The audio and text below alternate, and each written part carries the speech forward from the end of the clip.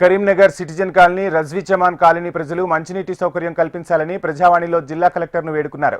గతంలో గ్రామ పంచాయతీలు ఉన్నప్పుడు చిన్న పైప్ లైన్ వేసి కొన్ని ఇండ్లకు మాత్రమే నీటి సరఫరా చేశారని తెలిపారు.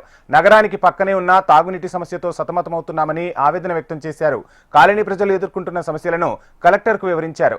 ఎండాకాలాన్ని దృష్టిలో ఉంచుకుని కాలనీ ప్రజలు ఎదుర్కొంటున్న తాగునీటి సమస్యను తక్షణమే పరిష్కరించాలని అధికారులకు విన్నవించారు.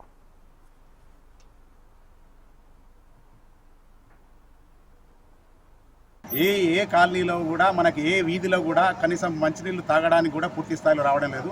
అప్పుడు గ్రామంలో ఉన్నప్పుడు చిన్న పైప్ లైన్ వేయడం ద్వారా పూర్తి స్థాయి అంటే కొన్ని ఇళ్లకు మాత్రమే తాగునీరు వస్తుంది, మిగతా ఇళ్లకు నీళ్లు రావడం లేదు.